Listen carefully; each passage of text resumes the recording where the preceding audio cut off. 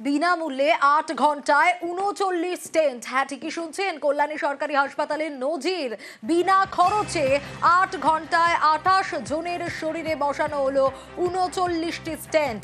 নদিয়ার কল্যাণী গান্ধী মেমোরিয়াল হাসপাতালে ৩৯টি অ্যাঞ্জিওপ্লাস্টি করেন হৃদরোগ বিশেষজ্ঞ চন্দন মিশ্র। সফল অপারেশনের পর স্থিতিশীল সব রোগীরা। কোনো টার্গেট ছিল না, আমরা ভর্তি করেছিলাম যে ছুটির দিন যতগুলো হয় হবে। তা কোনো মাঝখানে কোনো রকম প্রতিবন্ধকতার সৃষ্টি হয়নি। আমরা পরপর করে গেছি। ৮ ঘন্টায় ৩৯টা স্টেন্ট লাগিয়েছি আমরা। কোনো পেশেন্টকে 2 বা 3টে লাগাতে হয়েছে, তা বেশিরভাগ পেশেন্টকে একটা লাগাতে হয়েছে। 5 জন মহিলা, 23 জন পুরুষ। সম্পূর্ণ বিনামূল্যে বিশ্বমানের স্টেন্ট। স্বাস্থ্যসাথী কার্ডের মাধ্যমে হয়েছে। স্বাস্থ্যসাথী কার্ডের। আচ্ছা, তারপরে ক্লাস করলো, ফার্স্ট ক্লাস প্লাস হয়েছে, ওকে হয়েছে, এখন একবার সুস্থ, সম্পূর্ণ সম্পূর্ণ সুস্থ। সেটা কি সরকারি পদ্ধতিতে হয়েছে? হ্যাঁ, সরকারি পদ্ধতি। কোনো টাকা পয়সা বা কোনো কিছু পয়সা লাগে? নজর রাখবো এবার মহেশতলার দিকে। খালের দুপাশে বাড়ি, যাতায়াতের সুবিধার জন্য খালের উপরে ব্রিজ, আর এর জেরেই নিকাশের সমস্যা। স্বাভাবিক, মহেশতলায় কাউন্সিলরের ধমকের পর নিজের উদ্যোগেই বেআইনি নির্মাণ ভাঙা শুরু।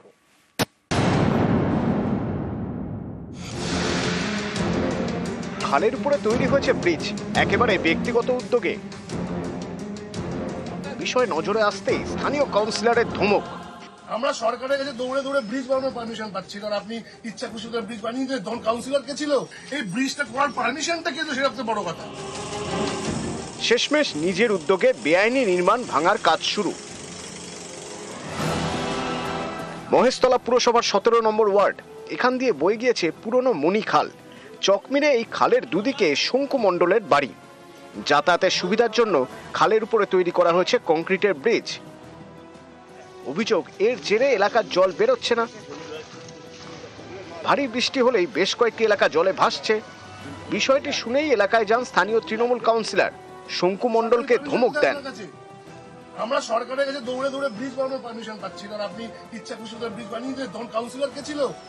প্রথমে ভেবেছিলাম ব্রিজটা হয়তো কোনো সরকারি ব্রিজ হবে, তারপর দেখলাম যে না, ব্রিজটা গিয়ে সোজাসুজি একজনের বাড়িতে হিট করছে। তো যে ব্যক্তি আছে তাকে রীতিমতো ধমক দিয়ে বলেছে যে এটা প্রাইভেট ব্রিজ, এভাবে ব্রিজ করা যেতে পারে না। আমি অফিসিয়ালি পৌরসভাকে চিঠিও দিয়ে দিয়েছি। কাউন্সিলরের ধমক, এরপরেই বেআইনি নির্মাণ ভাঙার কাজ শুরু করেন শঙ্কু মণ্ডল। কাউন্সিলর বলছে যে এই পোলটা ভেঙে দিতে খালের কাজ করা হবে। আপনি এই ব্রিজটা করার জন্য কোনো পারমিশন নিয়েছিলেন?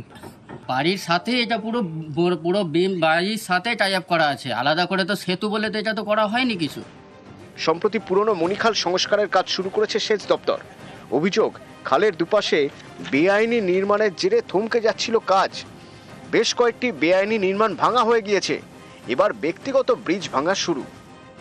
এই যে সমস্যার সমাধান হচ্ছে, তাতে করে এলাকার শুধু আমাদের ওয়ার্ড নয়, এর সংলগ্ন আরও 2টো ওয়ার্ডের মানুষ, 18 আছে, ওদিকে 8 আছে, এই সমগ্র 3টে ওয়ার্ডের মানুষ উপকৃত হয়।